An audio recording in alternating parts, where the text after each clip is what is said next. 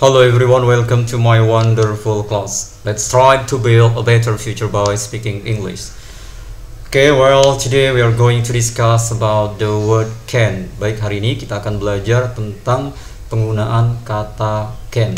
Oke, di sini teacher sudah buatkan rangkumannya ya. Oh ya, sebelumnya teacher mohon maaf, teacher bicaranya menjelaskannya agak lebih cepat ya, karena dalam video ini durasinya dibatasi hanya maksimal 10 menit.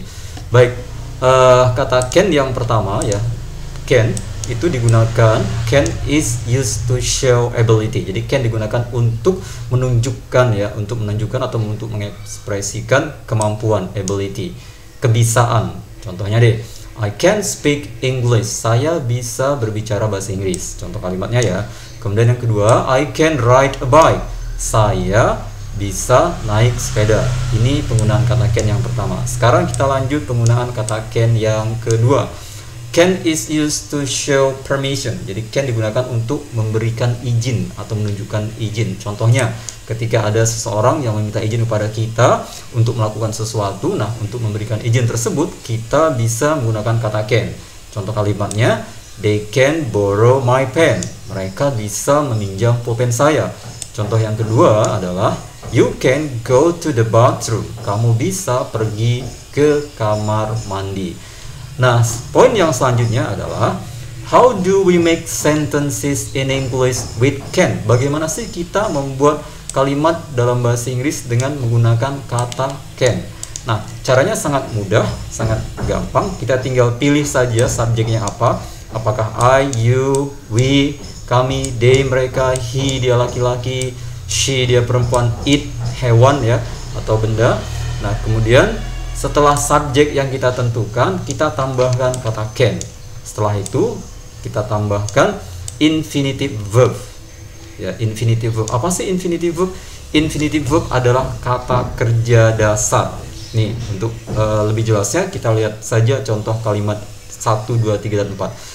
Nah, kalimat yang pertama adalah I can to go with you.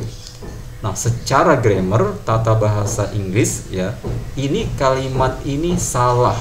I can to go with you. Karena tadi syaratnya dia harus tambahin oleh infinitive verb, kata kerja dasar.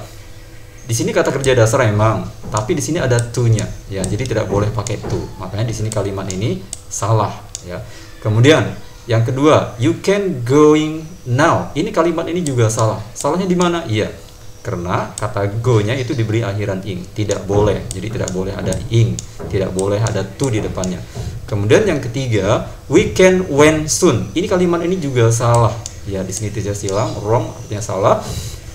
Salahnya di mana? Karena pergi di sini ya, karena di sini ada can, tidak boleh menggunakan kata kedua atau verb to atau past ya, past form. Jadi tidak boleh. Tidak boleh ada to, tidak boleh ada ing, tidak boleh ada tidak boleh bentuk kedua. Bahkan nanti tidak boleh go-nya itu ditambahin es. Nanti ada ya penjelasan di kelas selanjutnya, itu goes ya. Nah, sekarang kita perhatikan kalimat yang nomor 4. They can go now. Di sini baru keterangannya adalah right. Kalimat ini secara grammar baru benar. They can go now. Mereka bisa pergi sekarang. Kenapa? Karena kata go di sini menggunakan infinitive verb. Oke, untuk slide yang pertama teacher kira sudah cukup.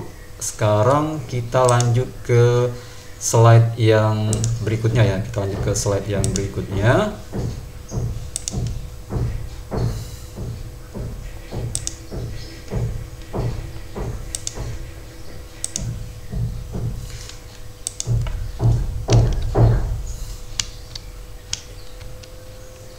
Nah, di slide yang kedua ini bagaimana sih cara merubah ya, how do we change positive sentences into negative and interrogative? Bagaimana cara merubah kalimat positif ya, cara merubah kalimat positif menjadi negatif dan interrogatif. Caranya mudah, caranya sangat gampang. Kita perhatikan di sini teacher sudah buatkan contohnya. Yang disebut kalimat positif itu seperti ini. Nih kalimat positif. Jadi you can swim. Ini sebutnya kalimat positif. Kamu bisa berenang. Kemudian he can cook, she can sing. Nah, ini kalimat ini kita akan rubah menjadi negatif. Caranya bagaimana? Caranya cukup mudah. Jadi you can swim ini kalau dirubah menjadi kalimat negatif menjadi you cannot swim. Cukup tambahkan not di sininya. Kemudian yang kedua sama, yang ketiga juga sama. Jadi tambahkan not. Kata kerjanya tidak diganti-ganti ya. Jadi tetap swim. Di positif swim, di negatif juga swim dan seterusnya sama. Di sini juga he cannot cook sama, she cannot sing sama. Oke, kemudian kalimat interrogatifnya, kalimat pertanyaannya, interrogatif artinya kalimat tanya. Kita tinggal tempatkan can ya, letakkan can di awal kalimat. Contohnya di sini kalimat positifnya you can swim, kamu bisa berenang. Negatifnya menjadi you cannot swim, kamu tidak bisa berenang. Kalimat pertanyaannya ini kalau diartikan ke bahasa Indonesia menjadi can you swim, apakah kamu bisa berenang? Nah, ini jawabannya. Kalau memang seandainya kamu bisa, kamu jawabannya yes I can. Tapi kalau tidak bisa gimana jawabannya? Kalau tidak bisa nanti jawaban kamu berarti no I can't atau I can't. Ya, kalau seandainya tidak bisa. Jadi jawabannya terserah ya. Bisa no, bisa yes. Oke. Jelas ya bagaimana cara mengubah kalimat positif menjadi negatif dan interrogatif. Nah, kemudian bagaimana cara menjawab ya pertanyaan ya. Ini juga namanya kalimat pertanyaan ya. Tapi di sini diawali dengan kata tanya what.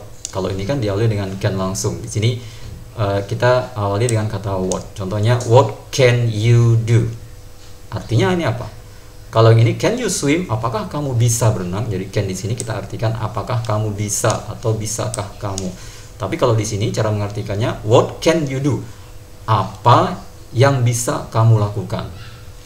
Kalau ini kebalikannya. Apa yang tidak bisa kamu lakukan? Nah, jika pertanyaannya seperti ini, kita tidak bisa jawab dengan yes atau no, tapi kita harus jawab dengan kalimat ya. Contohnya, what can you do?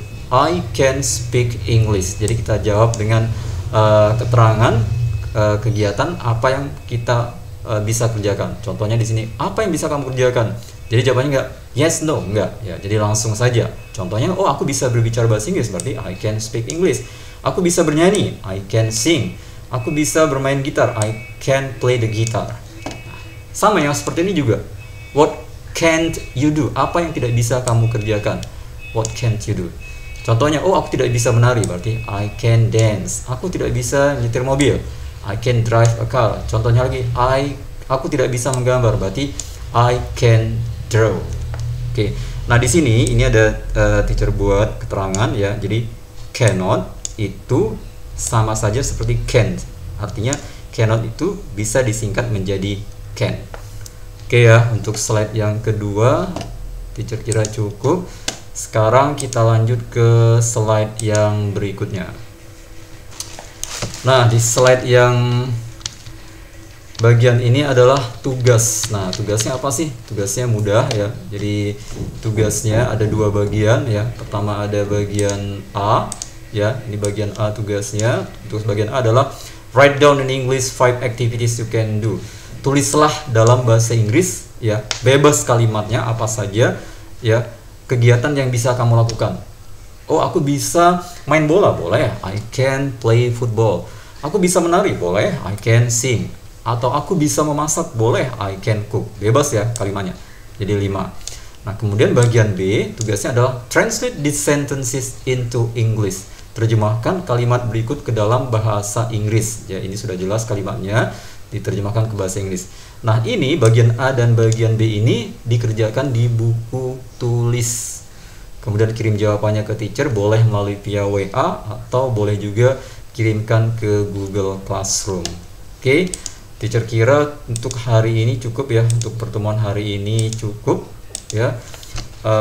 Teacher tidak bisa lama-lama ya karena durasinya terbatas. I would like to say thank you very much for joining my class. See you next week and good luck.